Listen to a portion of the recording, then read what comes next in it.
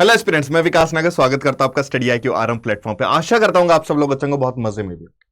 कल हमने खत्म करा था क्लास 8 का चैप्टर नंबर 3 जो था हमारा parliament and making of loss. और इसके तहत मैंने आपको हल्का सा पार्लियामेंट में तो एंटर करवा ही दिया था, लेकिन आज जो हमारी जर्नी जाने वाली है वो थोड़ा सा कोर्ट की तरफ जाने वाली है, जहां पर हम सुप्रीम कोर्ट, हाई कोर्ट और डिस्ट्रिक्ट कोर्ट के बारे में हम लोग पढ़ेंगे। और भारत का यानी डेमोक्रेसी का जो थर्ड पिलर है हमारा, उसके बारे में पढ़ेंगे, जो है हमारा जुडिशरी और क्लास 8 का चैप्टर नंबर 4। तो विदाउट एनी डिले भाई स्टार्ट करते हैं। पार्लियामेंट जो है उसका काम है कानून बनाना, और काउंसिल ऑफ मिनिस्टर्स का काम है उस कानून को एग्जीक्यूट करना। अब मान लो लोगों के जो अधिकार हैं, जो राइट्स हैं, या फिर जो लॉज बनाए गए हैं पार्लियामेंट द्वारा, वो कहीं ना कहीं लोगों के यानी जो भारतीय नागरिक हैं उनके राइट्स को वायलेट कर रहे हैं, तब क्या होगा? उस दौरान में इंडियन सिटीजन्स कहां जाएंगे? तो वो जाएंगे कोर्ट, या तो सुप्रीम कोर्ट, या तो हाई कोर्ट, या तो डिस्ट्रिक्ट कोर्ट। इनके लेवल्स क्या रहते हैं वो मैं आपको धीरे धीरे अभी बताऊंगा कि पहले कहां जाते हैं, फिर दूसरे में कहां, फिर तीसरे में कहां, और केसेस के साथ एग्जाम्पल के थ्रू आपको मैं बताऊंगा। ठीक है। अब जब इंडियन सिटीजन्स के कोई भी मौलिक अधिकार या किसी लॉस के थ्रू वो वायलेट हो जाते हैं, उस दौरान में आता है जुडिशरी यानी सुप्रीम कोर्ट। क्योंकि सुप्रीम कोर्ट जो चलता है हमारे एक इंस्टेंस पे चलता है, जो है हमारा रूल ऑफ लॉ, जो यह कहता है कि किसका शासन होगा। किसी पार्लियामेंट का या किसी इंडिविजुअल का शासन नहीं होगा, बल्कि कानून का शासन होगा। सारे लोग जो भी कानून बनाया जा रहा है उसमें कोई भी किसी भी तरीके का डिस्क्रिमिनेशन नहीं होगा। Every citizen should be treated equally. अगर जो भी पनिशमेंट दी जाएगी वो कानून के बेसिस पे पनिशमेंट दी जाएगी, जो जुडिशरी उनको देगा। ठीक है। अब जुडिशरी जो है हमारा, हमने ये देख लिया कि ठीक है वो फोर्थ पिलर है थर्ड पिलर है हमारा, लेजिस्लेटिव एग्जीक्यूटिव का। जब भी कोई लेजिस्लेटिव कोई कानून बनाएगी और वो कानून को एग्जीक्यूटिव एग्जीक्यूट करेगा, तो उन पर प्रॉपर निगरानी जो रखेगा वो हमारा रखेगा जुडिशरी। ठीक है, वो रखेगा हमारा जुडिशरी ये मेंटेन करता है, जुडिशरी ये इंश्योर करता है कि जितने भी सिटीजन्स के राइट हैं, जो भी सिटीजन्स हैं, उनकी लिबर्टी, उनकी इक्वलिटी और फ्रेटर्निटी जो है उसको सिक्योर करके रखे, उसको प्रोटेक्ट करके रखे। अगर किसी भी कानून के थ्रू ये तीनों चीजें सिटीजन से छीनी जा रही हैं, उस केस में क्या होगा? लॉ को नल एंड वॉइड कर दिया जाएगा सुप्रीम कोर्ट द्वारा। क्योंकि सुप्रीम कोर्ट जो है, जो भी ये सारी पावर्स हैं वो बराबर हिस्सों में बांटी गई हैं। लेजिस्लेटिव का काम अलग है, एग्जीक्यूटिव का काम अलग है, और जुडिशरी का काम अलग है। कोई भी किसी के काम में दखल अंदाजी नहीं कर सकता है। इंडियन डेमोक्रेसी में सुप्रीम कोर्ट बहुत बड़ा इंपॉर्टेंट रोल प्ले करता है लोगों के फंडामेंटल राइट्स को सेफगार्ड करने का, जिससे कि लोगों को फेयर जस्टिस प्रोवाइड कर दिया जाए, और लोगों को एटलीस्ट ये रहे कि हां, अगर हमारे साथ कुछ गलत हो रहा है तो कोई ना कोई तो सुनने वाला हमारे पास है। जुडिशरी का काम क्या रहता है? जुडिशरी जो हमारी भारत में है उसका काम क्या रहता है? तो काम रहता है डिस्प्यूट को रिजॉल्व करना, किसी भी जजमेंट को वापस से रिव्यू कर लेना, और तीसरा हमारा होता है कि फंडामेंटल राइट्स का अगर उल्लंघन हो रहा है या वायलेट हो रहा है तो उस केस में सुप्रीम कोर्ट कैसे टैकल करेगी। तो इन तीनों के बारे में एक बार हम लोग पढ़ लेते हैं। जो डिस्प्यूट की बात हो रही है, जब भी किसी के बीच में कोई डिस्प्यूट होगा, अब ऐसा तो नहीं है आपने बोल दिया कि सुप्रीम कोर्ट साहब मेरी लड़ाई मुझसे है, मेरी आत्मा को पनिशमेंट दी जाए और मैं इसके खिलाफ केस कर रहा हूं।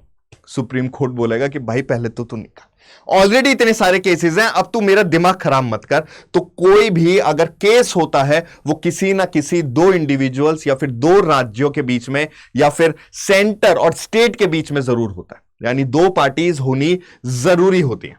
अमंग सिटीजन्स, एक सिटीजन और दूसरे सिटीजन में कोई लड़ाई हो गई, कोई केस हो गया, क्रिमिनल केस हो गया, सिविल केस हो गया, डाउरी का केस लगा दिया गया है, किसी केस मतलब कि किसी ने कोई पैसे लिए, उसके चेक बाउंस हो गया, उसके खिलाफ केस कर दिया गया है। फिर होता है सिटीजन और गवर्नमेंट के बीच में, जैसे Kesavananda Bharati case versus state of Kerala. ठीक है, Kesavananda Bharati case versus state of Kerala. यानी कि एक सिटीजन ने एक सरकार के खिलाफ केस करा है। Golaknath versus state of Punjab, इन सब के अंदर क्या होता है केस के अंदर, अभी उतना हम डीप डाइव नहीं करेंगे, वो धीरे धीरे आएंगे। बस आप ये समझ लो कि एक सिटीजन पूरी सरकार के ऊपर भी केस कर सकता है, और वो केस कौन देखेगा, वो देखेगी हमारी जुडिशरी। वहीं पर ही तीसरे तरीके का डिस्प्यूट हमारा जो रहता है वो रहता है कि फॉर एग्जांपल जैसे कोई भी एक रिवर जा रही है, रिवर जो जा रही है वो एक स्टेट से जा रही है, एक स्टेट से निकली है, दूसरे स्टेट में एंटर करी है, और उसके बाद या तो बे ऑफ बंगाल में जा रही है या अरेबियन सी में जा रही है। अब दोनों स्टेट के बीच में लड़ाई हो जाती है, महायुद्ध। पानी कौन लेगा भाई? मान लो कि एक स्टेट है कर्नाटका, ठीक है ना, एक स्टेट है कर्नाटका और तेलंगाना में से उसकी कोई रिवर जा रही है, और कहां से ओरिजिनेट हो रही है, तो कोई रिवर फॉर एग्जांपल कर्नाटका से ओरिजिनेट हो रही है, और कर्नाटका ने वहां पे लगा दिया डैम। अब डैम लगा दिया तो पानी को रोक देगी, दिक्कत किसको होगी, तो दिक्कत होगी तेलंगाना को, ठीक है। तो ऐसे टाइप के जो डिस्प्यूट्स रहते हैं, दो स्टेट्स के बीच में जो डिस्प्यूट्स रहते हैं, या फिर किसी भी क्राइम से रिलेटेड कोई डिस्प्यूट रहते हैं, तो वो भी कौन देखता है, हमारा जुडिशरी देखता है। फिर केस आ जाता है सेंटर और स्टेट के बीच में। भाई बजट आया, लेकिन कोई भी बजट आया, अब बजट जो आया है उसका पैसों को जो एलोकेट होना चाहिए हर एक स्टेट में होना चाहिए, लेकिन सेंटर ने किसी स्टेट को बहुत ही ज्यादा कम पैसे दे दिए, तो वो स्टेट सेंटर के खिलाफ केस फाइल कर सकता है। अब ये मान लो सेंटर ने कोई भी लॉ बनाया, यानी पार्लियामेंट ने कोई लॉ बनाया, और कहीं ना कहीं जो ट्राइबल स्टेट्स हैं, जैसे हमारा नागालैंड हो गया, हमारा अरुणाचल प्रदेश हो गया, हमारा असम हो गया, उस दौरान में क्या होगा, उस दौरान में क्या पता वो जो कानून बनाया है पार्लियामेंट ने, वो कहीं ना कहीं ट्राइबल्स के राइट्स को वायलेट कर रहा है, और स्टेट ने मना कर दिया। तो स्टेट उस लॉ के खिलाफ केस फाइल कर सकता है कि आप बाकी के भारत में लगा दो, लेकिन हमारे कुछ रिस्ट्रिक्शंस हैं, हम वो नहीं लगा सकते हैं। तो वो कौन देखेगा, वो जुडिशरी देखेगी। तो ये सारे केसेस होते हैं, ये सारे डिस्प्यूट्स होते हैं, और इन सब डिस्प्यूट्स का जो सॉल्यूशन मिलता है वो कहां मिलेगा, वो मिलेगा सीधा जाके जुडिशरी में। उसके बाद जुडिशियल रिव्यू। जुडिशियल रिव्यू क्या होता है? पार्लियामेंट का काम है कानून बनाना, कोई भी कानून लाया गया, ठीक है ना, और कल मैंने आपके पार्लियामेंट में सब चीजें बता दी थी कि कोई भी पर्टिकुलर बिल कैसे पास होता है, कोई भी कानून कैसे पास होता है, और उसके बाद वो कैसे एक्ट में कन्वर्ट हो जाता है। कैसे एक्ट में कन्वर्ट होता है? जब राष्ट्रपति उस पर्टिकुलर बिल पर अपने हस्ताक्षर कर देती है, यानी सिग्नेचर कर देती है, असेंट दे देती है, तो वो बिल जो है वो एक्ट में कन्वर्ट हो जाता है। अब मान लो कोई भी कानून आ गया है, और उस कानून के तहत उस कानून के तहत किसी भी सिटीजन का जो राइट है वो वायलेट हो रहा है, यानी मौलिक अधिकार वायलेट हो रहा है, यानी फंडामेंटल राइट वायलेट हो रहा है, हक है ना किसी सिटीजन का। तो ऐसा कोई भी पार्लियामेंट कानून कैसे बना सकता है जो किसी सिटीजन का हक छीन ले? तो उस कानून के ऊपर जुडिशरी जो है वो रिव्यू ले सकती है, वो ये देख सकती है कि भाई आखिर इस कानून में है क्या। अगर जैसे ही जुडिशरी को पता लगा कि हां भाई इस पर्टिकुलर कानून में और इस पर्टिकुलर कानून के तहत किसी का भी फंडामेंटल राइट छीना जा रहा है, तो सुप्रीम कोर्ट उसको नल एंड वॉइड कर देगा। और अगर सुप्रीम कोर्ट को यह पता लगा कि पार्लियामेंट ने बेसिक स्ट्रक्चर ऑफ कॉन्स्टिट्यूशन के साथ छेड़खानी करी है, तो उस केस में भी सुप्रीम कोर्ट उस पर्टिकुलर लॉ को, उस पर्टिकुलर कानून को नल एंड वॉइड कर देगा, यानी रद्द कर देगा कि अब इसकी मान्यता नहीं है, क्योंकि इसने बेसिक स्ट्रक्चर ऑफ कॉन्स्टिट्यूशन के साथ छेड़खानी करी है। बेसिक स्ट्रक्चर ऑफ कॉन्स्टिट्यूशन क्या रहता है वैसे मैं आपको बता चुका हूं, लेकिन फिर भी मैं थोड़ा सा आपको बता देता हूं, जिससे कि आपका दिमाग में वो पर्टिकुलर चीज रहे। बेसिक स्ट्रक्चर ऑफ कॉन्स्टिट्यूशन रहता है कि अगर सरकार ने जुडिशरी के इंडिपेंडेंस पर कुछ भी इंटरफेयर करा, भारत की सोवेरेनिटी पे भी कोई इंटरफेयर करा, लोगों के मौलिक अधिकार यानी फंडामेंटल राइट्स में कोई इंटरफेरेंस करा, तो जितनी भी ये सारी चीजें जहां पर कोई कानून बनाया जा रहा है और बेसिक स्ट्रक्चर जो कॉन्स्टिट्यूशन का है उससे छेड़खानी हो रही है, तो supreme court has the right to null and void that particular law. ठीक है, तो उस चीज को बोलते हैं जुडिशियल रिव्यू। अब मान लो एमपी है, एमपी कहां पे बैठेंगे? लोकसभा में। लोकसभा में स्पीकर के पास एक पावर होती है कि वो किसी भी एमपी को वहां से निकाल सकता है। हाँ, दल बदल कानून बोलते हैं उसको। अभी मैं उतना नहीं जाऊंगा क्योंकि मेरा मन बहुत ज्यादा करता है कि सब बता दो तुमको, लेकिन कोई नहीं, कंट्रोल मैं भी थोड़ा सा कर रहा हूं, तो कंट्रोल थोड़ा सा आप भी करना। तो दल बदल एक कानून होता है जहां पर एक एमपी दूसरी पॉलिटिकल पार्टी के साथ हाथ मिला देता है और जिसकी वजह से कहीं ना कहीं किसी टाइप का एक क्राइसिस आ जाता है। अब ये मान लो भाई लोकसभा ने किसी भी एमपी को डिस्क्वालीफाई कर दिया, अब वो सही करा है या वो गलत करा है, कहीं अपने पर्सनल बेनिफिट की वजह से तो नहीं करा, तो ये भी पर्टिकुलर सिचुएशन जो है वो भी जुडिशरी रिव्यू कर सकता है।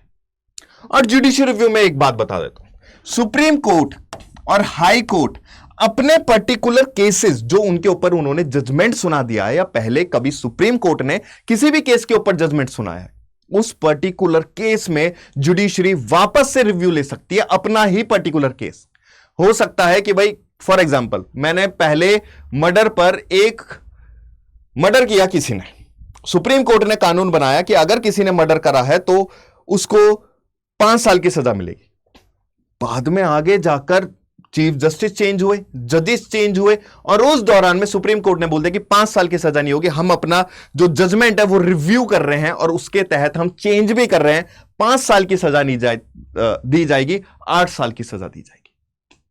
लेकिन डिफरेंस क्या आता है, सुप्रीम कोर्ट जो रिव्यू ले सकता है अपने ही जजमेंट के ऊपर, वो ले सकता है कॉन्स्टिट्यूशन के ऊपर, सिविल केसेस के ऊपर, क्रिमिनल केसेस के ऊपर।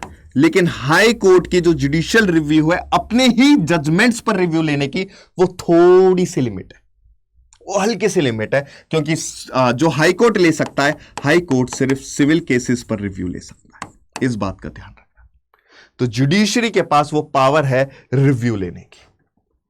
तीसरा हमारा आता है enforcing fundamental rights, upholding the law and forcing fundamental rights.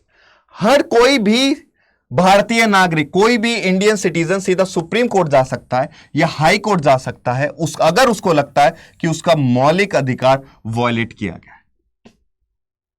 मैं बार बार ये मौलिक अधिकार इसलिए बोल रहा हूं ना, क्योंकि ये फंडामेंटल राइट्स जो हैं, ये फंडामेंटल राइट्स भारत के संविधान में, इंडियन कॉन्स्टिट्यूशन में ये फंडामेंटल राइट पार्ट 3 में मेंशन करे गए हैं। जब फंडामेंटल राइट्स टॉपिक आएगा तब सारे अधिकार के बारे में बताऊंगा, और आई होप मैं धीरे धीरे आपको अधिकारों के बारे में बता भी रहा हूं, जैसे मैंने आर्टिकल 15 आपको बता रखा है, डिस्क्रिमिनेशन वाला। ठीक है, तो जो फंडामेंटल राइट्स है वो पार्ट 3, अगर इनका वॉयलेट किया जाता है पार्लियामेंट द्वारा, तो उस केस में क्या होगा, supreme court null and void कर देगा कि सॉरी सर, आप ये नहीं कर सकते हो, आप ये पर्टिकुलर चीज नहीं कर सकते हो। और आपको एक छोटी चीज बता देता हूं, जो मैंने आपको बताया था ना, बेसिक स्ट्रक्चर ऑफ कॉन्स्टिट्यूशन, वो सुप्रीम कोर्ट लेकर आया था 1973। बेसिक स्ट्रक्चर ऑफ कॉन्स्टिट्यूशन जो ये लाया गया था, ये 1973 में लाया गया था। एक केस हुआ था, Kesavananda Bharati case versus state of Kerala, भाई साहब उस दौरान में घमासान युद्ध होता था पार्लियामेंट और सुप्रीम कोर्ट द्वारा। पार्लियामेंट एक तरफ ये कहता है मैं तो कानून बनाऊंगा और मैं संविधान को अमेंड कर सकता हूं क्योंकि मेरे पास मेरी पावर है। सुप्रीम कोर्ट ये कहता है कि आप किसी के भी मौलिक अधिकार नहीं छीन सकते। ये जजमेंट दे दिया, पार्लियामेंट ने फिर एक नया अमेंडमेंट निकाल दिया, क्योंकि वो कुछ भी कर सकता है ना पार्लियामेंट।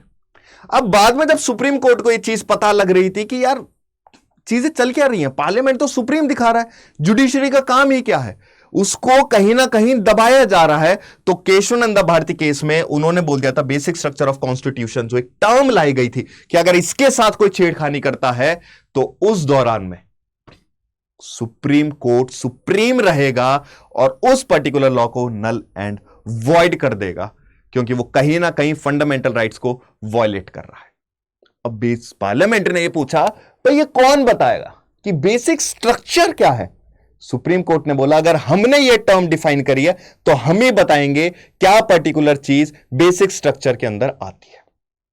इसी जजमेंट के तहत पार्लियामेंट की पावर लिमिट कर दी गई थी और सुप्रीम कोर्ट की जो पावर है वो कहीं ना कहीं थोड़ी सी अब आउटशाइन होने लग गई थी, जहां पर लोग अब ये कहने लग गए थे कि हां सुप्रीम कोर्ट के पास हम जा सकते हैं, पार्लियामेंट को हम लोग दबा सकते हैं अगर पार्लियामेंट गलत एक्शंस ले रहा है।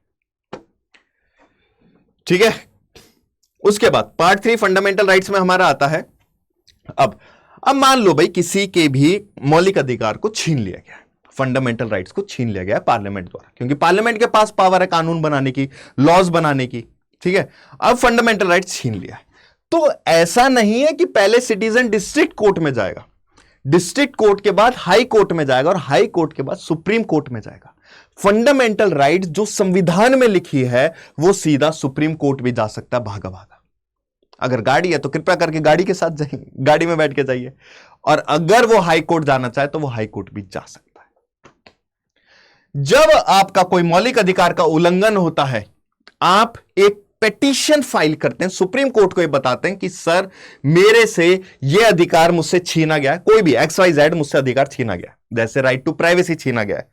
आपकी गर्लफ्रेंड ने आपका फोन छीन लिया, मैं बता रहा हूं, वैसे आपकी गर्लफ्रेंड ने अगर आपका फोन छीन लिया है ना, और उसमें आपके मैसेजेस पढ़ रही है आपको बिना बताए, तो वो राइट टू प्राइवेसी का उल्लंघन है। आप सीधा सुप्रीम कोर्ट जा सकते हैं और अपनी गर्लफ्रेंड के खिलाफ केस कर सकते हैं, लेकिन अन्यथा ये वाला केस मत करना, ठीक है, अगर तुम्हें उसके साथ शादी ना करनी हो तो। चलो ये तो रही एग्जांपल की बात, लेकिन ऐसे टाइप के अगर बाई चांस फंडामेंटल राइट्स कोई भी आपका उल्लंघन करता है तो आप एक पेटिशन फाइल करते हैं कोर्ट में, चाहे आप सुप्रीम कोर्ट में करो या हाई कोर्ट में करो, फिर उस पर्टिकुलर के खिलाफ या किसी इंसान, जरूरी नहीं है कि आप सिर्फ जो फंडामेंटल राइट्स है वो कोई दूसरा आदमी छीन रहा है, यानी कोई दूसरा सिटीजन छीन रहा है, पब्लिक अथॉरिटी भी छीन सकती है, जो गवर्नमेंट ऑफिशियल्स हैं वो आपसे छीन सकते हैं, पार्लियामेंट छीन सकता है, स्टेट छीन सकता है, तो उसके खिलाफ सुप्रीम कोर्ट जो है, सुप्रीम कोर्ट या हाई कोर्ट, सुप्रीम कोर्ट या हाई कोर्ट रिट्स इशू करता है।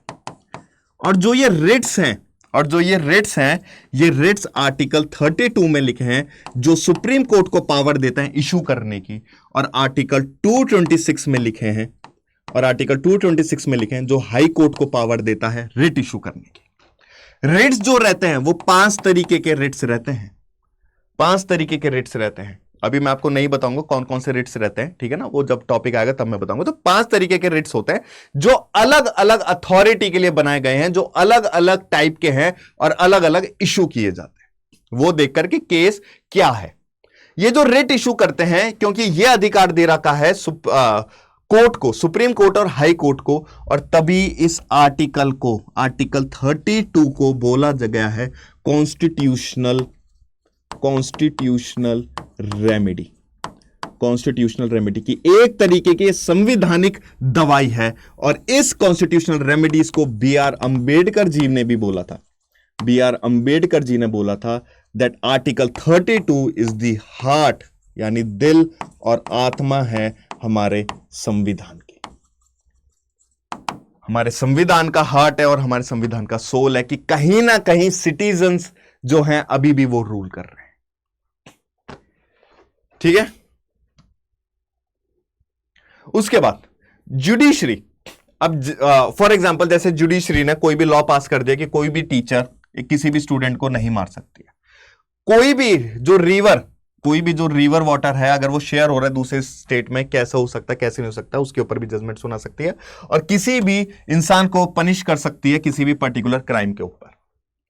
लॉ कानून बने हुए हैं, आपने ड्रिंक एंड ड्राइव करके गाड़ी ठोक दी है, या फिर डाउरी में आपने किसी बीवी को, मतलब अपनी ही बीवी को मार दिया है क्योंकि वो पैसा नहीं दे रही है, तो उस पर्टिकुलर केस में सुप्रीम कोर्ट या कोई भी पर्टिकुलर कोर्ट जजमेंट सुनाता है और आपको पनिश करता है, और उसी लॉ के तहत आपको पनिश करेगा जो भी पनिशमेंट क्राइटेरियाज उस पर्टिकुलर लॉ में लिखे हैं। इंडिपेंडेंट जुडिशरी क्या होती है? इंडिपेंडेंट जुडिशरी क्या होती है? अब ये मानो यार, अब मुझे एक चीज बताओ, मान लो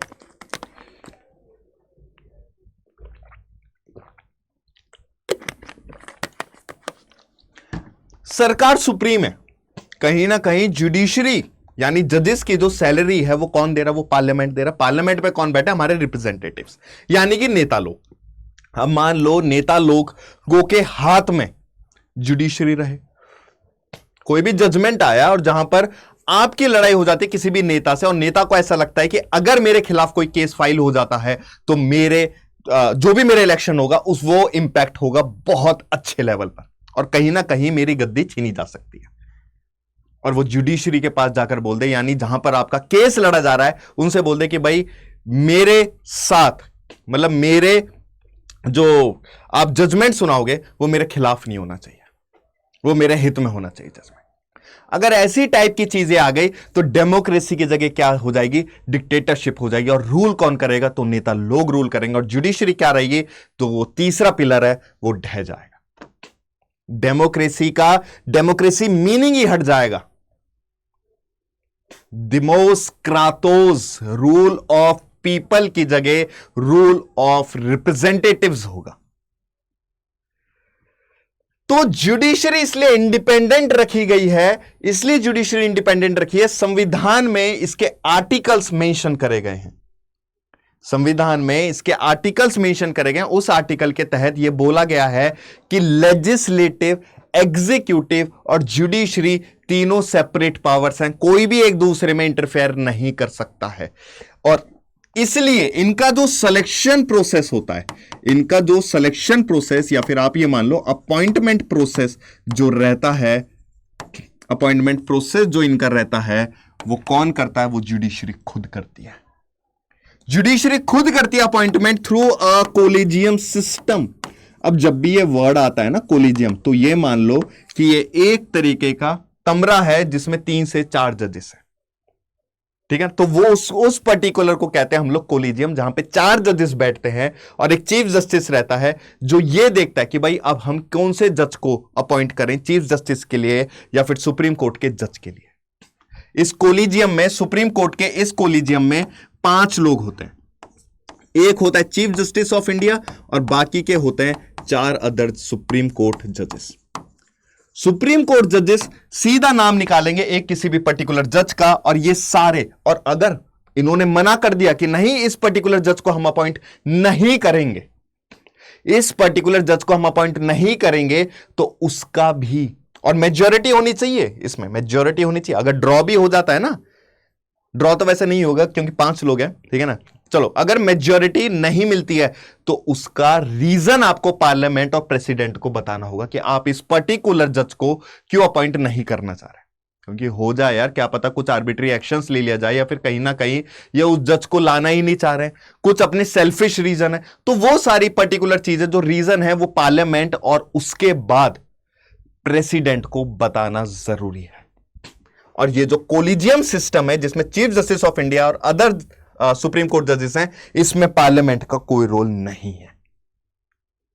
पार्लियामेंट का रोल आया था, अगर याद होगा आपको, एनजेएसी 2015 में, जहां पे पार्लियामेंट जो है वो घुसने की कोशिश कर रहा था इस कोलिजियम में, जहां पर यह बोला था कि कोलिजियम में आप सिर्फ सुप्रीम कोर्ट के जजेस नहीं होंगे, हम भी होंगे, प्रेसिडेंट होंगे, कैबिनेट मिनिस्टर्स होंगे, होम मिनिस्टर होंगे। लेकिन सुप्रीम कोर्ट ने बोला कि चलो पास कर लो, लॉ आएगा तो मेरे पास है, क्योंकि मेरे पास क्या अधिकार है, जुडिशियल रिव्यू का। लॉ पास हुआ, एनजेसी को इंप्लीमेंट कर दिया गया। दूसरे जजेस बोल रहे थे सुप्रीम कोर्ट साहब आप कर क्या रहे हो, आप जागते क्यों नहीं हो। सुप्रीम कोर्ट साहब ने बोला कि रुक जाओ, थोड़ा सा धीमा रखो, थोड़ा धीरज रखो थोड़ा। और धीरज रखा गया। जैसे ही यह कानून पास हुआ, जुडिशरी ने इस पर लिया रिव्यू और इसको कर दिया, रिव्यू लेने के बाद नल एंड वॉइड। सर एकदम से नल एंड वॉइड कर दिया, क्योंकि ये जो चीज है एनजेएसी, ये कहीं ना कहीं जो जुडिशरी की इंडिपेंडेंस है, जो जुडिशरी की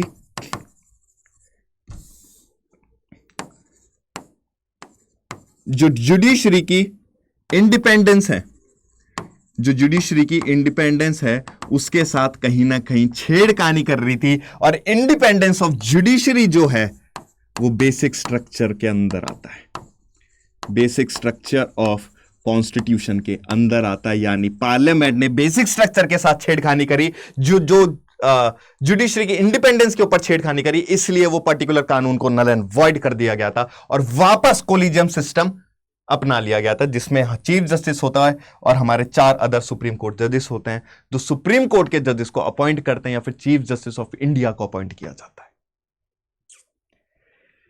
इसलिए आया था, इसलिए संविधान के उससे और हमारे ये विजनरीज जो थे जिस दौरान में कॉन्स्टिट्यूएंट असेंबली में बैठे थे, उनको यह पता था कि जुडिशरी जो रहनी चाहिए वो इंडिपेंडेंट होनी चाहिए, जिससे कि रियल मीनिंग ऑफ डेमोक्रेसी बरकरार रहे, बचा रहे। इसलिए जुडिशरी को जो रखा गया था वो इंडिपेंडेंट रखा गया था। ठीक है, वो क्या रखा गया था? वो इंडिपेंडेंट रखा गया था। Independence of judiciary, independence of judiciary allow the court to play a central role in ensuring that there is no misuse of power. बिल्कुल सही। इंडिपेंडेंस ऑफ जुडिशरी इसलिए भी क्योंकि कहीं लेजिस्लेटिव और जो एग्जीक्यूटिव है वो अपनी पावर्स को मिसयूज ना करें, और ये जो रोल प्ले करते हैं ये फंडामेंटल राइट्स को प्रोटेक्ट करने के लिए भी बहुत बड़ा रोल प्ले करते हैं। इसलिए वो अपने जजमेंट खुद सुनाएगी। उसके लिए सब बराबर है, उसके लिए कोई एमपी नहीं है, उसके लिए कोई एमएलए नहीं है, उसके लिए कोई अमीर नहीं है, उसके लिए कोई गरीब नहीं है, क्योंकि उसको पता है कि भाई मेरी अपॉइंटमेंट भी अलग से हो रही है, तो मुझे किसी पर्टिकुलर नेता से तो डरने की जरूरत नहीं है। तभी तो सुप्रीम कोर्ट का जो जज रहता है या हाई कोर्ट का जो जज रहता है वो आईएएस को भी ऐसे बुला लेता है और ऐसे खड़ा कर देता है साइड में। अगर कोई भी नेता खिलाफ हो ना, तो आप कोर्ट के अंदर नॉर्मल सिटीजन हो, तो डेजिग्नेशन आप बाहर रख के आइए। जस्ट तो आपके डेजिग्नेशन पे किया जाएगा कि आप नेता हो के आप आईएएस हो तो आपको ड्यूटी नहीं करी, लेकिन सुप्रीम कोर्ट जो आपको टैकल करेगा वो एज अ नॉर्मल सिटीजन ही करेगा, क्योंकि आपने लॉ वायलेट करा है। आपने कानून जो है वो वायलेट करा है। आपने सिटीजन्स को जो राजा हैं उनको कहीं ना कहीं परेशान किया है, तो आपको तो पनिशमेंट दी जाएगी। हमारे जो कोर्ट्स हैं वो 3 लेवल पे डिवाइडेड है। हमारे जो कोर्ट्स हैं वो 3 लेवल पे डिवाइडेड है। हर एक स्टेट में होती हैं डिस्ट्रिक्ट्स, हर एक स्टेट में होती हैं डिस्ट्रिक्ट्स होती हैं। गाजियाबाद डिस्ट्रिक्ट हो गई है, मेरठ डिस्ट्रिक्ट हो गई है, ये सारी हर एक स्टेट में डिस्ट्रिक्ट्स होती हैं, और हर एक डिस्ट्रिक्ट में होता है एक डिस्ट्रिक्ट कोर्ट। आपने केस फाइल करा डिस्ट्रिक्ट कोर्ट में और आपको पता लगा कि नहीं यार, जो जजमेंट था वो मेरे लिए नहीं आया, वो किसी और के लिए आया, कहीं ना कहीं मेरे साथ गलत हुआ है, तो आप जा सकते हैं उसके बाद दूसरे लेवल पर जो है हाई कोर्ट। हाई कोर्ट में भी आपका जो जजमेंट है वो थोड़ा सा आपको अनफेयर लगा, फिर आप जाते हैं सुप्रीम कोर्ट, जो हमारा एपेक्स कोर्ट रहता है, जो हमारा क्या रहता है, जो हमारा एपेक्स कोर्ट रहता है, यानी हाईएस्ट कोर्ट ऑफ इंडिया, जो ये दिल्ली में है। हाई कोर्ट हर एक स्टेट में होते हैं, हाई कोर्ट हर एक स्टेट में होते हैं, लेकिन कुछ हाई कोर्ट जो हैं वो 2 और 3 स्टेट्स को, जो 2 और 3 स्टेट्स के जितने भी जजमेंट्स होंगे, जो भी उनके टेरिटोरियल बाउंड्रीज के अंदर कोई भी केसेस होंगे, वो पर्टिकुलर केस कौन देखेगा? वो एक हाई कोर्ट देखेगा। उसके बारे में मैं आपको बताऊंगी कि कौन से स्टेट के अंदर कितने स्टेट्स के एक हाई कोर्ट के अंदर कितने स्टेट्स आते हैं जिसका वो जजमेंट देख सकता है। ठीक है, डिस्ट्रिक्ट कोर्ट हो गया।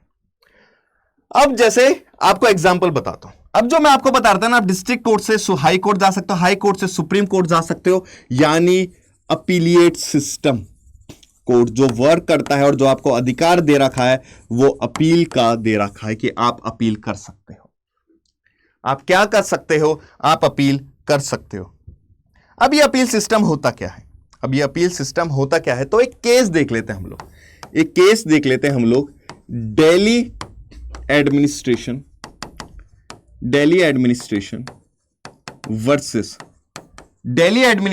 Versus Laxman Kumar and others, versus Laxman Kumar and others, 1985। ये एक केस होता है जहां पर आपको अपील भी समझ में आएगा, जहां पर आपको लेयर्स भी समझ में आ जाएगा। सुनो आप स्टोरी। जो लक्ष्मण है, लक्ष्मण की वाइफ है 20 साल की, उसका नाम है सुधा। ठीक है, चलो आपको ब्लैंक पे बताता हूं, बढ़िया स्टोरी है, आपको सब समझ में आ जाएगा। ठीक है, आपको सब समझ में आ जाएगा। देखो, अब इस पर्टिकुलर केस में जो करा गया है Delhi administration versus Laxman Kumar and others 1985 में, इसमें एक आदमी है लक्ष्मण, एक है सुधा, एक है शकुंतला, और एक है ब्रदर। भाई आप लक्ष्मण का मान लो या ब्रदर इन लॉ मान लो सुधा का, क्योंकि ये जो है ये वाइफ है किसकी? लक्ष्मण की। इन दोनों की शादी होती है, इन दोनों की शादी होती है। लेकिन एक रात क्या होता है, एक दिन क्या होता है, 1 दिसंबर की बात थी। एक दिन में क्या रहता है, रात को बहुत चीखने की आवाज आती है सुधा की बहुत तेज चीखने की आवाज आती है, वो रो रही होती है। और ये आवाज सुनकर कहीं ना कहीं जो नेबर्स होते हैं वो डर जाते हैं, वो गेट खटखटाते हैं, गेट तोड़ देते हैं और वो ये देखते हैं कि सुधा जल रही है। वो कहीं ना कहीं सुन पड़ जाते हैं।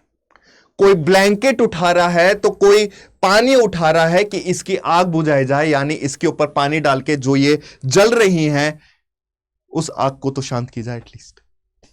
जब आग को बुझाया गया ब्लैंकेट द्वारा, जब उसको ब्लैंकेट में सुधा को ब्लैंकेट में रोल कर दिया गया, सुधा ने एक स्टेटमेंट दिया कि मेरी सासू मां ने, यानी मेरी मदर इन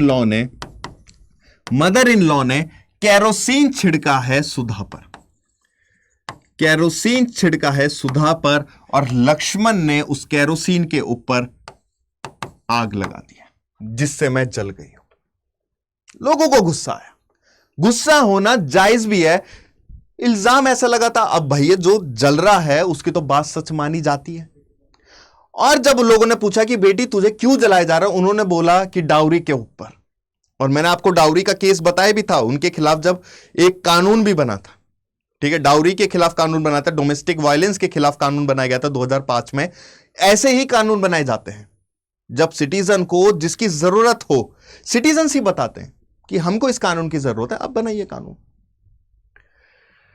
तो डाउरी का केस हुआ था, बाद में नेबर्स जो हैं इनके खिलाफ केस डाला गया लक्ष्मण, शकुंतला और उसके भाई के ऊपर भी, कि ये तीनों शामिल थे जी इसकी मौत के पीछे। कोर्ट गया, सीधा अपील डाली गई, डिस्ट्रिक्ट कोर्ट में एक पेटिशन डाला गया, डिस्ट्रिक्ट कोर्ट में एक पेटिशन डाला गया, और डिस्ट्रिक्ट कोर्ट ने हर एक दस्तावेज देखकर, जितने भी सारे नेबर्स हैं उनकी स्टेटमेंट सुनकर यह जजमेंट दिया कि इनको फांसी की सजा दी जाए, यानी कि डेथ।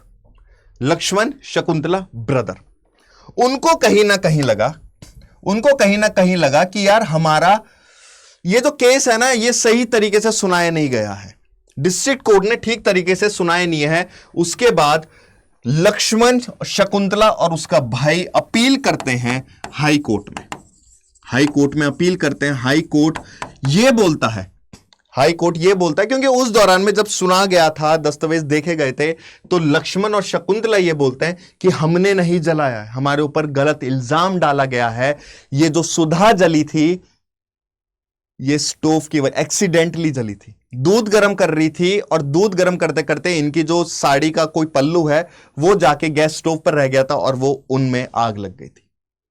पूरा केस चला और हाई कोर्ट ने जजमेंट दे दिया, बाइज्जत बरी, बाइज्जत बरी कर दिया। अब जब यह केस बाइज्जत बरी हो गया, जितनी भी सारी विमेंस थी जो ये केस से जुड़ी हुई थी, उनको ऐसा लगा नहीं ये गलत हुआ है, ये गलत हुआ है तो ये चीज तो हम नहीं होने देंगे, जब ये गलत हुआ है तो ये वाली पर्टिकुलर चीज तो हम नहीं होने देंगे। उसके बाद जो सीन आता है, वो आता है कि एक सेपरेट अपील करी गई,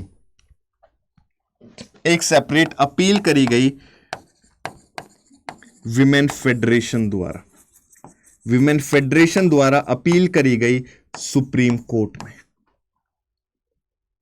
कोर्ट में फिर केस की फाइल खुली और उसमें लक्ष्मण और शकुंतला को लाइफ इंप्रिजनमेंट दिया गया, यानी उम्र कैद दी गई, और लेकिन उसका भाई को कोई लेने देना नहीं था तो उसको बाइज्जत बरी कर दिया गया।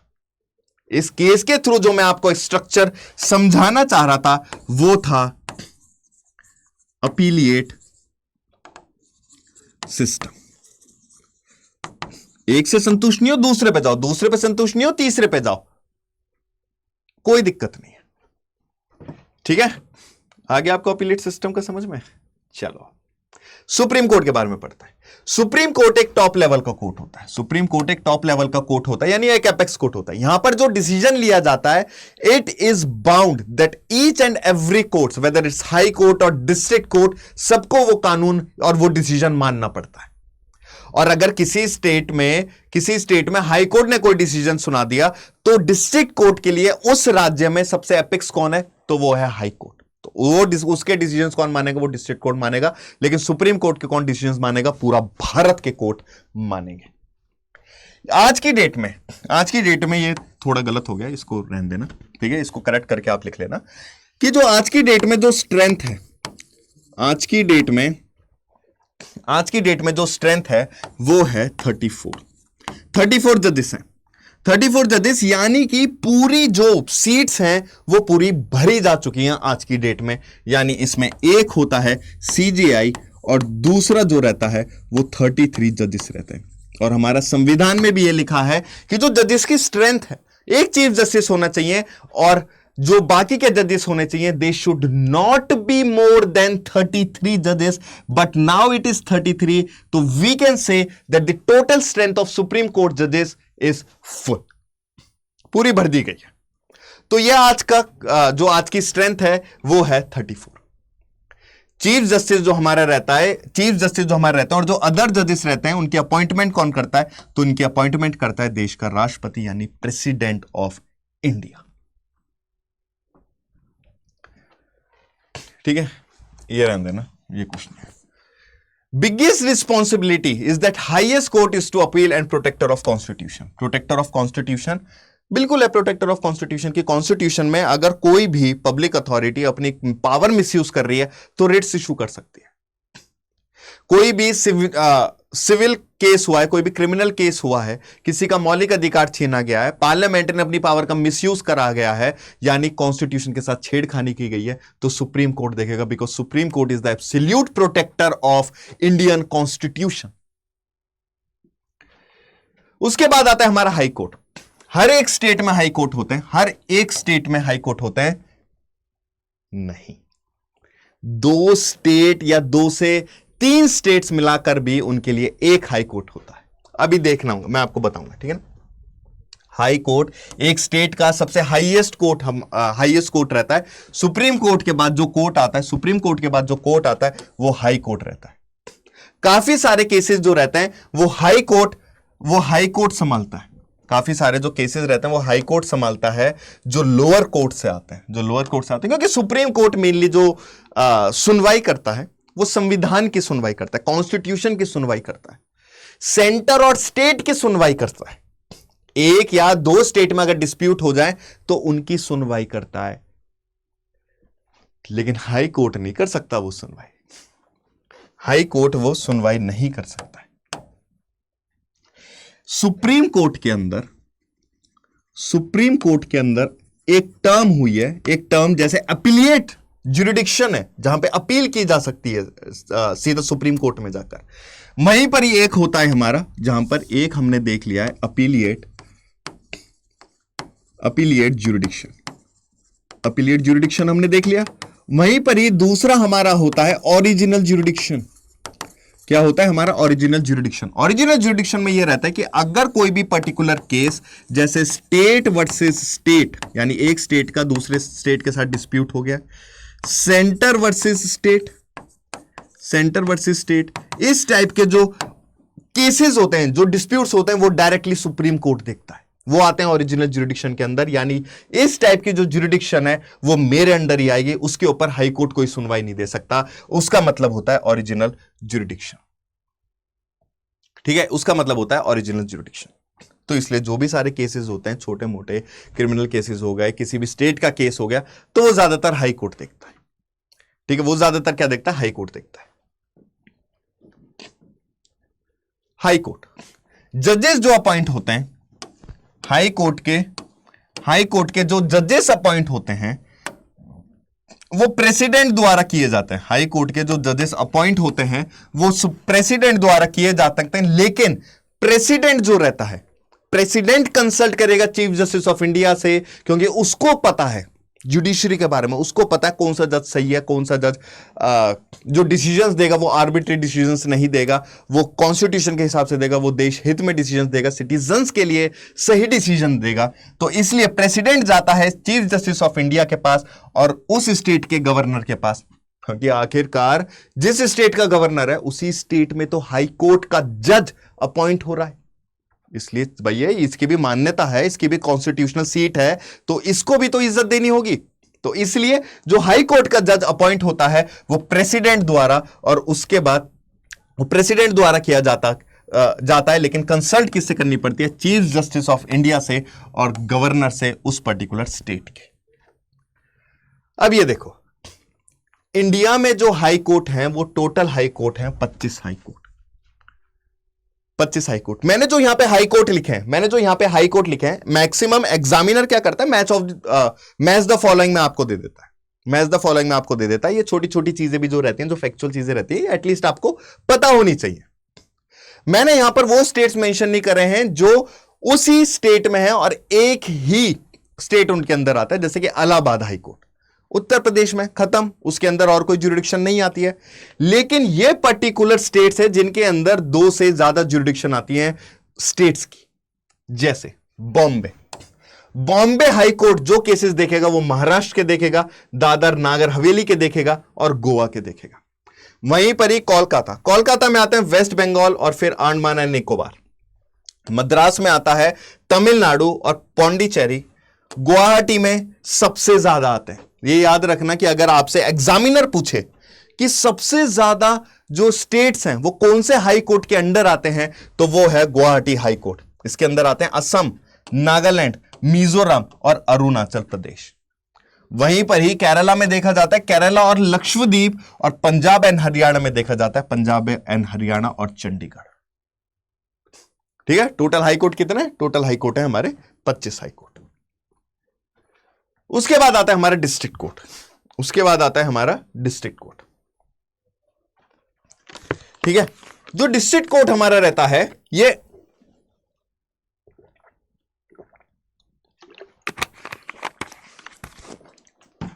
हाई कोर्ट के द्वारा कंट्रोल किया जाता है। अगर कोई भी डिस्ट्रिक्ट कोर्ट ठीक तरीके से डिसीजन नहीं दे रहा है, तो मैंने आपको बताया था रिट्स, आर्टिकल 226 के तहत हाई कोर्ट उस पर्टिकुलर डिस्ट्रिक्ट कोर्ट के खिलाफ रिट इशू कर सकता है कि ठीक से काम कर, अपनी पावर मिसयूज मत कर, जो भी तुमने अभी केस सुनाया है उसको फाड़ दिया जाए, ये केस की सुनवाई जो है, इस केस की फाइल जो है हाई कोर्ट के पास भेजी जाए। तो जितने भी सारे डिस्ट्रिक्ट कोर्ट हैं उस पर्टिकुलर स्टेट में, they are controlled by high courts. Secondary courts भी इनको बोलते हैं, ठीक है। There are many secondary courts which works under the district court, जिसको हम लोग सबऑर्डिनेट कोर्ट्स भी बोलते हैं। डिस्ट्रिक्ट कोर्ट जो रहता है इसको अलग अलग नाम से भी जाना जाता है। डिस्ट्रिक्ट कोर्ट हमारा जो रहता है इसको अलग अलग नाम से भी जाना जाता है, जैसे ट्रायल कोर्ट हो गया, जैसे हमारा क्या हो गया है, जैसे हमारा ट्रायल कोर्ट हो गया है, हमारा कोर्ट ऑफ डिस्ट्रिक्ट जज हो गया है, हमारा कोर्ट ऑफ डिस्ट्रिक्ट जज हमारा हो गया, ठीक है ना। क्या हो गया? कोर्ट ऑफ डिस्ट्रिक्ट जज हो गया है, हमारा ट्रायल कोर्ट हो गया है, हमारा एडिशनल सेशन जज हो गया है, हमारा सिविल जज हो गया है, एडिशनल सेशन जज हो गया है, हमारा सिविल जज हो गया है, और भी काफी सारे हमारे आते हैं। मजिस्ट्रेट भी इसी में ही आता है हमारा, जिसको हम लोग बोलते हैं चीफ जुडिशियल मजिस्ट्रेट। ये जितने भी सारे नाम हैं, ये डिस्ट्रिक्ट कोर्ट्स के दूसरे नाम हैं, जिनको हम अलग अलग स्टेट्स में अलग अलग तरीकों से बोला जाता है। ट्रायल कोर्ट मतलब डिस्ट्रिक्ट कोर्ट की ही बात हो रही है इसमें, ठीक है। चलो अब देखते हैं हम लोग लीगल सिस्टम। हमने कोर्ट देख लिए, हमने सुप्रीम कोर्ट देख लिया, हमने हाई कोर्ट देख लिया, उनकी पावर देख लिया, 3 लेवल में हमने बांट भी दिया उन्हें। अब देखते हैं कुछ हम कानून के ऊपर, यानी लीगल सिस्टम के। 2 तरीके के लीगल सिस्टम होते तो वैसे 3 तरीके के हैं। कॉन्स्टिट्यूशन भी उसी में ही आता है, यानी अगर संविधान से छेड़खानी की गई है तो। फिर आता है हमारा क्रिमिनल लॉ, और फिर आता है हमारा सिविल लॉ। अब ये दोनों होते क्या है? ये दोनों देखो, क्रिमिनल लॉ होते हैं, क्रिमिनल लॉ होता है कि किसी ने किसी का मर्डर कर दिया है, क्राइम कर दिया है, गाड़ी से पुलिस वाला उड़ा दिया क्योंकि बहुत तेज जा रहे थे। 2 मिनट आप में पेशेंस थोड़ी है रुकने का। उड़ाएंगे, रील बनेगी, फेमस होंगे, but they and up in court and behind the bars. ठीक है, तो ऐसे स्टंट कृपया करके ना करें। तो मैं आपको मोटिवेट तो नहीं कर रहा हूं एटलीस्ट। ठीक है, तो फिर आता है हमारा क्रिमिनल लॉ। तो क्रिमिनल लॉ रहता है कि अगर आपने कोई भी ऑफेंस कर दिया है, जैसे कि चोरी करी आपने, किसी भी औरत को हैरेस करा है, डाउरी में किसी का मर्डर करा है, और नेचुरली चाकू घोप के किसी का मर्डर कर दिया है, वो सारे केसेस आते हैं हमारे क्रिमिनल लॉ में। वहीं पर इस सिविल लॉ में क्या आता है? सिविल लॉ में आता है कि सर मेरी जमीन का डिस्प्यूट है इस आदमी के साथ, थोड़ा देखो, ठीक है, थोड़ा करो। सर इसने मेरा रेंट नहीं भरा, सर इसने कुछ पैसे मुझसे लिए थे और ये बोल रहा था कि चेक मुझे प्रोवाइड करेगा, लेकिन जब वो मैं चेक बैंक में देना गया तो चेक बाउंस हो गया। सर इसने मुझसे कुछ चीजें खरीदी थी लेकिन अब वापस नहीं कर रहा है। रेंट लिया था सर, रेंट पे इसने मेरा घर लिया था, अब ये जो घर है ये अपने नाम पे करवा रहा है। तो जितने भी ये सारे पर्टिकुलर केसेस होते हैं ये आते हैं हमारे सिविल लॉ में। दूसरी तरफ हम देखते हैं कि क्रिमिनल लॉ में क्या रहता है कि एफआईआर दर्ज होती है। सबसे पहले एफआईआर दर्ज होती है, जिसको हम बोलते हैं फर्स्ट इंफॉर्मेशन रिपोर्ट। क्या बोलते हैं हम लोग बोलते हैं उसको first information report. First information report police station द्वारा और पुलिस अधिकारी द्वारा दर्ज की जाती है, और उसके बाद उस पर्टिकुलर केस को इन्वेस्टिगेट किया जाता है। जब वो केस इन्वेस्टिगेट होता है उसके बाद केस लिया जाता है कहां पर? कोर्ट में ले जाया जाता है। कोर्ट में सारे दस्तावेज देखे जाते हैं, सारे गवाह की जो भी गवाह होते हैं उनकी बात सुनी जाती है और पूरा केस सुना जाता है, और जो मुजरिम है उसको लेकर कोर्ट के सामने पेश कर दिया जाता है, जिसके खिलाफ जो कोर्ट है उस इंसान को पनिश करता है। वहीं पर ये सिविल केस में क्या रहता है कि भाई ठीक है, दोनों के बीच में केस है, चलो भाई आ जाओ भाई, क्या केस है, अच्छा ठीक है ये केस है। इसमें कोई पुलिस का कुछ नहीं होता है, ये पेटिशन द्वारा किया जाता है। ठीक है, यहां पे पेटिशन डाल दी जाती है, लेकिन यहां पे पुलिस वाला लेकर जाएगा। क्रिमिनल थोड़ी पेटिशन डालेगा कि मैंने क्राइम करा है, चलो जी कोर्ट साहब मैं ही आ रहा हूं खुद ही, क्यों पुलिस वालों को दिक्कत दें, क्यों उनका रजिस्टर बिगाड़े एफआईआर दर्ज करके। लेकिन नहीं, यहां पर पेटिशन के थ्रू केस फाइल किया जाता है, जहां पर कोई भी पार्टी जो अफेक्टेड है और जिस दूसरी पार्टी से अफेक्ट हुई है वो दोनों सीधा जाएंगे कोर्ट में जब उनकी सुनवाई होगी। इसमें अगर कोई भी जो क्रिमिनल है अगर वो गिल्टी ठहरा दिया गया है तो उसको जेल कर दी जाएगी, उसको फाइन कर दिया जाएगा। लेकिन जहां पर सिविल केस में आ जाता है वहीं पर यह बोल दिया जाएगा भाई तुमने पैसे लिए थे, इसके पैसे वापस करो, तुम्हारा चेक कैसे बाउंस है, 10,000 रुपए का फाइन, 3 लाख की जगह अब तुम इसको 5 लाख दोगे। रेंट का मैटर है, घर किसका है? घर मेरा है। डॉक्यूमेंट किसके हैं? मेरे नाम के हैं सर डॉक्यूमेंट। रेंट पे कौन है? सर ये रेंट पे रह रहा था सामने, जिसका नाम सुधांशु है, ये गलत डॉक्यूमेंट लेकर आया है अपना दिखाने के लिए कि ये घर मेरा है। पकड़ा गया फ्रॉडजरी में। सुप्रीम कोर्ट या फिर कोई भी कोर्ट सुझा देगा, मैं बता रहा हूं सुझा देगा। तो उस केस में क्या रहता है कि कोर्ट सिर्फ उस पर्टिकुलर इंसान को रिलीफ प्रोवाइड कर देता है, एक पर्टिकुलर जुर्माना देकर, या फिर कोई भी जो केस होता है। ठीक है, यह होता है डिफरेंस क्रिमिनल लॉ और सिविल लॉ में। क्या हर इंसान कोर्ट जा सकता है? Does everyone has the access to court? Sir आपने बताया डेमोक्रेटिक नेशन है, डेमोक्रेसी चलती है, यानी हम रूल कर रहे हैं यहां पे, यानी अगर कोर्ट है, पार्लियामेंट हमारे लिए, तो कोर्ट भी हमारे लिए है। Yes, every citizen have the right to access the court. If their rights are being violated, they can directly go to the court, file a case against a citizen or the government or the state government, anything. यानी हर एक नागरिक के पास अधिकार है कि वो court जा सकता है, वहां पर केस फाइल कर सकता है। कोई भी डिस्क्रिमिनेट नहीं किया जाएगा, जेंडर के बेसिस पर, प्लेस ऑफ बर्थ के बेसिस पर, कास्ट के बेसिस पर, किसी पर भी नहीं। लेकिन फिर आता है एक क्वेश्चन, क्यों नहीं जा पाते सिटीजन कोर्ट में? दिक्कत क्या आती है? कहीं ना कहीं आपने अपने पेरेंट्स से या फिर किसी दूसरे इंसान से सुना होगा कि यार यहीं सॉल्व कर लेते हैं मैटर, यहीं पर ही रिजॉल्व कर देते हैं यार, कौन कोर्ट कचहरी के चक्कर काटेगा। क्योंकि कोर्ट कचहरी में पैसा लगता है, पेपर वर्क ज्यादा होता है, किसी भी जजमेंट को आने के लिए बहुत टाइम लगता है, यानी कि टाइम टेकिंग प्रोसेस है। और गरीब लोग तो यह भी कहते हैं कि हमारे पास तो वकील ही नहीं है, वकील को पैसे देना पड़ेंगे, तो हम तो कोर्ट एक्सेस कर ही नहीं सकते, हम तो कोर्ट जा ही नहीं सकते, पेपर वर्क तो हमें पता ही नहीं है। क्योंकि जो सुप्रीम कोर्ट का या फिर किसी भी पर्टिकुलर कोर्ट का जो प्रोसीडिंग्स होती हैं वो एक प्रोसीजर के थ्रू होती हैं, वो प्रोसीजर तो सबको नहीं पता है, वो प्रोसीजर तो सबको नहीं पता है। तब उस केस में आता है एक जो जुडिशरी द्वारा एक इनिशिएटिव लिया गया था, ठीक है ना, एक डिवाइस, एक मैकेनिज्म लाया गया था, एक मैकेनिज्म डिवाइस किया गया था जिसका नाम था PIL, पब्लिक इंटरेस्ट लिटिगेशन। अब मैं बताऊं, अच्छा सच्ची एक चीज मुझे बताना, अगर आप यहां तक मेरे लेक्चर तक अगर आप पहुंच गए हो, ठीक है ना, तो मैं एक एग्जांपल बताऊंगा, ठीक है ना। PIL सुन के आपको किसकी याद आती है? अगर जिसका नाम मैं अभी बताऊंगा, अगर आपके दिमाग में भी आ रहा है तो कमेंट सेक्शन में सिर्फ यस लिख देना, सर एग्जैक्टली मेरे दिमाग में आया था। भाई अगला केस किसका है? जगदीश त्यागी और रमाकांत मिश्रा। आया? अगर तुम्हारे दिमाग में भी आया तो यस करके लिखना, जरा हम भी देखें ना यार माइंडसेट कितना मैच हो रहा है। तो जो जॉली LLB में, ठीक है, जॉली LLB जो मूवी थी उसमें जगदीश त्यागी था लॉयर, जिसने PIL फाइल करा था कोर्ट में।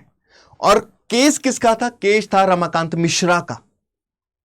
केस था रमाकांत मिश्रा का, लेकिन PIL किसने फाइल करी है? तो किसी लॉयर ने करा, उसका कोई रिश्तेदार नहीं था, कोई ऑर्गेनाइजेशन में कोई काम नहीं कर रहा था, लेकिन उसने PIL फाइल कर दी उसके खिलाफ, क्योंकि कहीं ना कहीं वो अफेक्ट हो रहा था, वो इंसान अफेक्ट होता है, वो पेपर वर्क पैसा किसको देगा किसको नहीं देगा।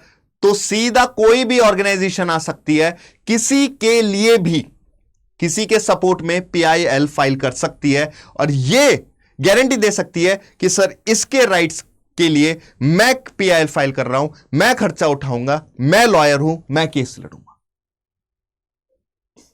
इसका मतलब होता है पब्लिक इंटरेस्ट लिटिगेशन, जिससे कि जो एक्सेसिबिलिटी है कोर्ट की वो थोड़ी और बढ़ गई थी। जो बोल रहे थे कि हम गरीब हैं, लॉट ऑफ पेपर वर्क, मतलब ज्यादा टाइम लेता है, तो वो कहीं ना कहीं लोग अब वापस कोर्ट जाने लग गए थे, वो किसी का सपोर्ट मांगने लग गए थे कि सर PIL साइन कर दो एक बार बस। और ये जो इनिशिएटिव लिया गया था, ये जो मैकेनिज्म आया था, ये 1980s के दौरान में आया था।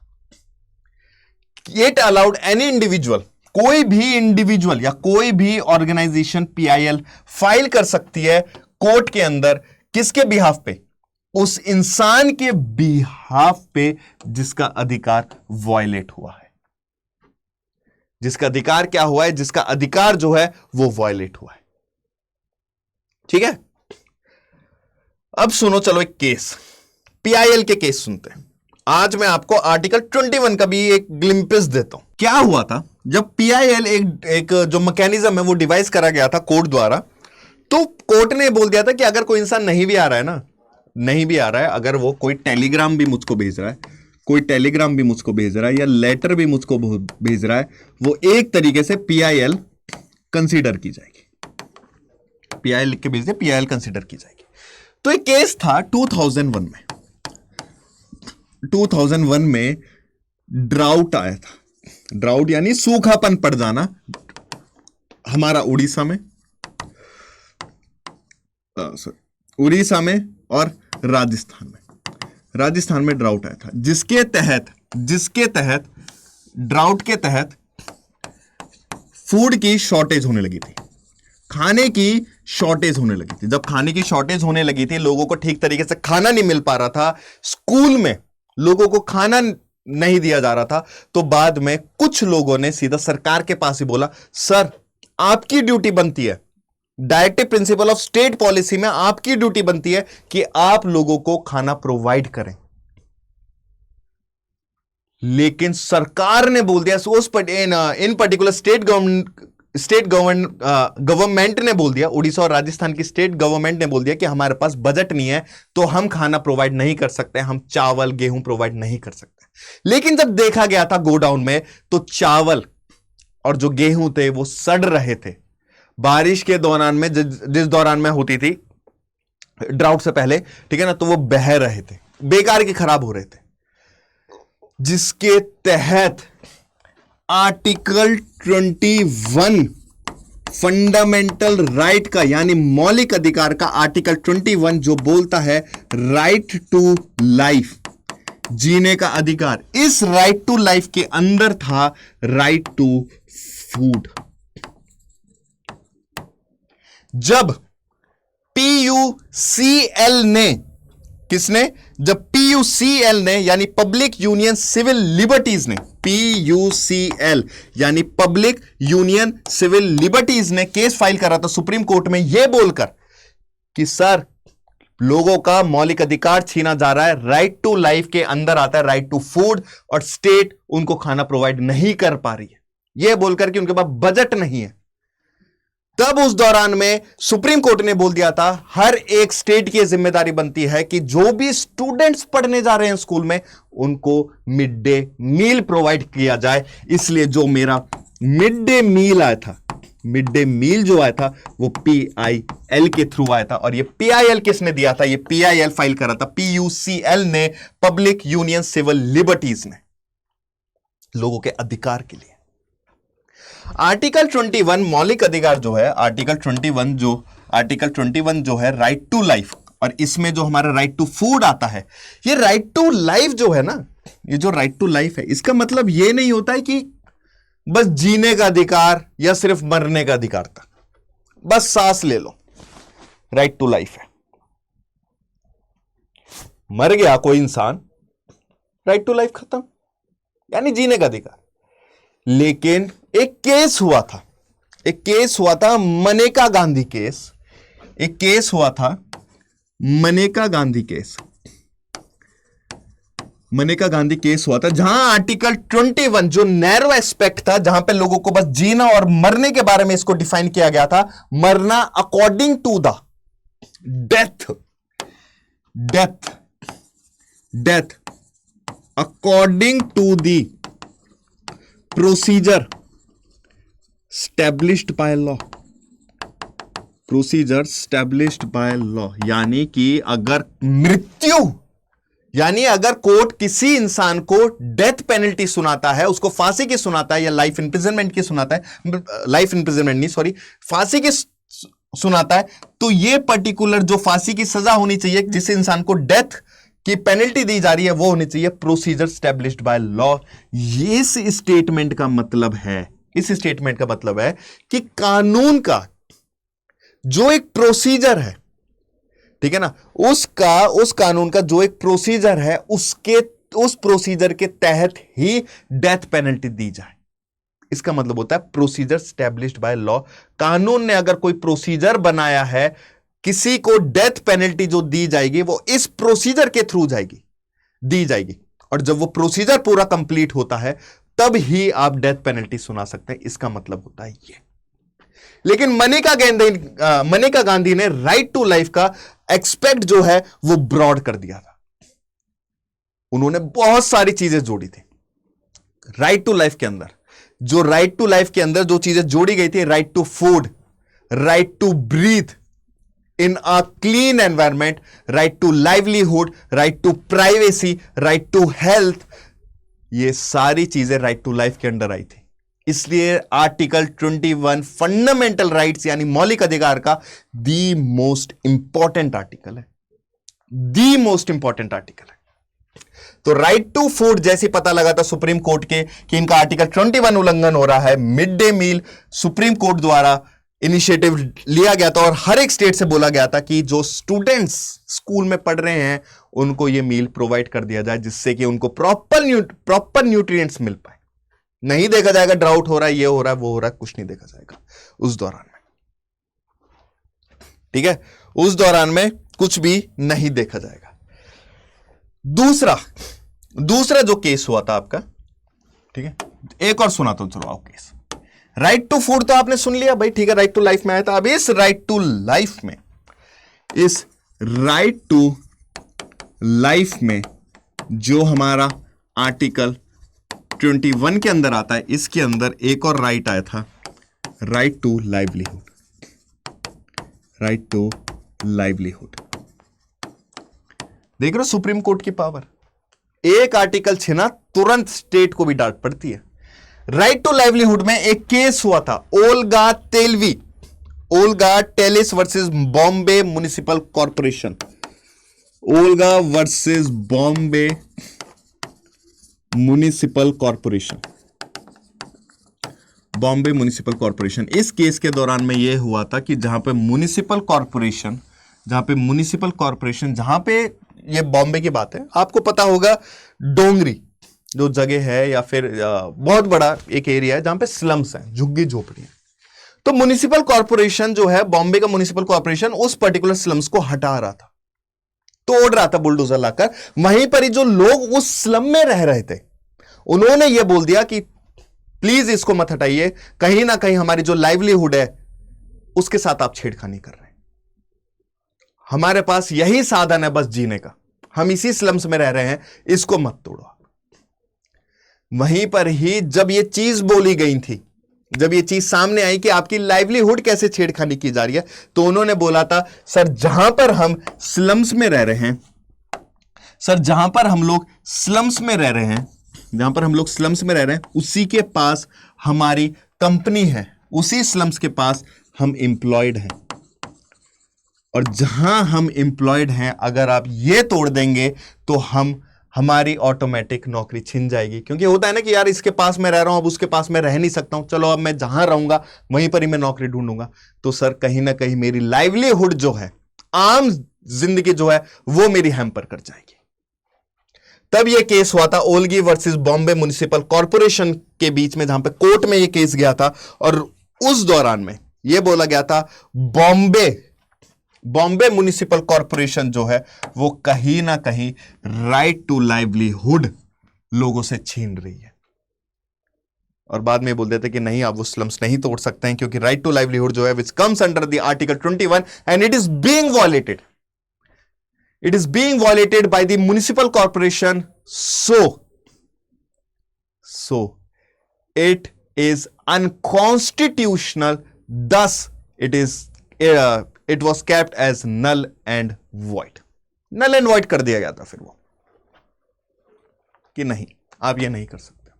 तो जितने भी ये सारे केसेस हैं, अगर कोई भी आर्टिकल अगर बाई चांस कोई भी स्टेट, क्योंकि ये पब्लिक अथॉरिटी तो है ना, कोई भी स्टेट, कोई भी पब्लिक अथॉरिटी, कोई भी सिटीजन अगर आपका मौलिक अधिकार छीनता है या कोई भी कानून द्वारा आपका मौलिक अधिकार छीना जाता है, तो supreme court has your backup. Supreme court तुम्हारे पीछे खड़ा है, हाई कोर्ट तुम्हारे पीछे खड़ा है, ठीक है। आया मजा? Judiciary has played a crucial role in democratic India.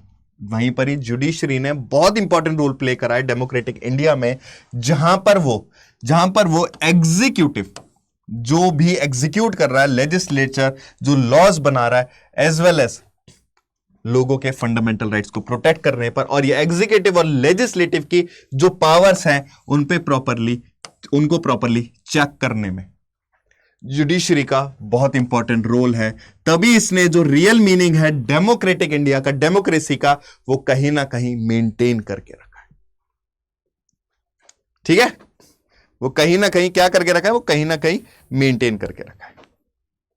चलो एक क्वेश्चन देख लेते हैं हम लोग, ठीक है। क्वेश्चन देख लेते हैं, ये यूपीएससी सिविल सर्विसेज 2021 में आया था, यूपीएससी सिविल सर्विसेज एग्जामिनेशन 2021 में आया था। Any retired judge of the Supreme Court of India can be called back and act as a Supreme Court judge by the Chief Justice of India with prior permission of the President. ये statement का meaning मैं आपको बता देता हूं थोड़ा सा, और ये सब चीजें हम पढ़ेंगे, ठीक है ना। तो जब भी कोई रिटायर्ड हो जाता है, कोई भी जब चीफ जस्टिस या फिर कोई भी जज जब रिटायर्ड हो जाता है, और जब पता लगता है सुप्रीम कोर्ट के कि यार उसके ऊपर बहुत ज्यादा वर्कलोड आ गया, और जजेस की जरूरत है, तो उस दौरान में वो सीधा राष्ट्रपति के पास जाएगा, राष्ट्रपति से वो परमिशन लेगा कि सर, चलो लिख के बता देता हूं, जो सुप्रीम कोर्ट है, ठीक है, जो सुप्रीम कोर्ट है, अगर उसको लगता है कि मुझे जज चाहिए, मुझे कौन सा जज चाहिए, दैट आई नीड अ जज एंड दैट इज रिटायर्ड जज, जो रिटायर हो चुका है, तो इस केस में क्या होगा, सुप्रीम कोर्ट सीधा जाएगा, क्या होगा, सुप्रीम कोर्ट सीधा जाएगा प्रेसिडेंट के पास, देश के प्रेसिडेंट के पास परमिशन लेने के लिए। किसके लिए, परमिशन लेने के लिए सीधा प्रेसिडेंट के पास जाएगा, और प्रेसिडेंट ने अगर परमिशन दे दी तो उसके बाद रिटायर्ड जज जो है वो वापस गद्दी पर आकर बैठ जाएगा और सुप्रीम कोर्ट की मदद करेगा केसेस के जजमेंट सुनाने में। तो एनी रिटायर्ड जज of the supreme court of India can be called back and sit and act, यानी कि कोई भी रिटायर्ड जज सुप्रीम कोर्ट ऑफ इंडिया द्वारा बुलाया जा सकता है, बिठाया जा सकता है और एक्ट करवाया जा सकता है। किसके पोजीशन पर, सुप्रीम कोर्ट की जज की पोजीशन पर। और ये कौन करेगा, चीफ जस्टिस ऑफ इंडिया करेगा। लेकिन क्या इसके लिए प्रायर परमिशन ऑफ प्रेसिडेंट की जरूरत है, तो हां है। तो यानी ये जो स्टेटमेंट है ये बिल्कुल सही है। दूसरी स्टेटमेंट है, a high court in India has the power to review its own judgment as the supreme court does. अब ये जो स्टेटमेंट है ये मैंने आपको बता दी है, तो आप मुझे कमेंट सेक्शन में बताना कि इसका आंसर क्या है। बोथ 1 and 2, वन ओनली, एक ही सही है या दोनों सही है। लो मैंने आपको 50-50 भी करवा दिया, और ये आपका होमवर्क। तो कृपया करके कमेंट सेक्शन में जरूर बताना। और अगर आपको ये लेक्चर पसंद आया है, तो प्लीज आप कमेंट देना, ठीक है ना। और ये जो टॉपिक्स है ना यार, इसलिए मैंने आपको बताया था कि क्लास 8 का जब भी हम लोग एनसीईआरटी करेंगे, और क्लास 8 की जब हम लोग एनसीईआरटी कर भी रहे थे, और हर एक लेक्चर में मैं ये बोलता हूं इसके जो टॉपिक्स हैं और आगे जो टॉपिक्स आने वाले हैं वो दी मोस्ट इंपॉर्टेंट होने वाले हैं। आगे आप ये बोलोगे कि सर आपने आर्टिकल्स के बारे में तो बताया ही नहीं, सुप्रीम कोर्ट कौन से आर्टिकल में आता है, हाई कोर्ट कौन से आर्टिकल में आता है। तो अभी जरूरत नहीं, अभी उस नंबर गेम में मत घुसो, अभी सिर्फ एक स्ट्रक्चर समझो, कौन क्या फंक्शन कर रहा है। धीरे धीरे मैं आपको टर्म्स भी बताते जा रहा हूं, जब वो सब आएगा ना आपके लिए इजी गोइंग हो जाएगा, आराम से चलेंगे बस, ठीक है। कोई भी अगर आपको डाउट हो, किसी भी पर्टिकुलर सेक्शन में आपको समझ में नहीं आया हो, तो आप कमेंट कर सकते हो। मैं हर एक कमेंट का जवाब देता हूं, हर एक कमेंट में देखता हूं। कोई भी चीज समझ में नहीं आई मैं वहीं पर ही एक्सप्लेन कर दूंगा, विकास नागर की और ऑब्वियसली आईडी से, ठीक है। आई होप आपको लेक्चर पसंद आया होगा, आई होप आपको चीजें समझ में आई होंगी। अगर आप पहली बार जुडिशरी पढ़ रहे हैं या फिर सुप्रीम कोर्ट के बारे में जान रहे हैं, तो आपको बहुत सारी चीजें पता लगी होंगी आज की क्लास में। तो ऐसे ही धीरे धीरे हम लोग करते चलेंगे, और मुझसे जुड़ते रहिए, क्योंकि यूपीएससी 2028 को हम लोग टारगेट कर रहे हैं और साथ मिलके निकालेंगे, ठीक है। चलो मिलते हैं अगली क्लास में, सेम एनर्जी के साथ, सेम मुस्कुराहट के साथ। Till then, bye bye, take care and see you soon.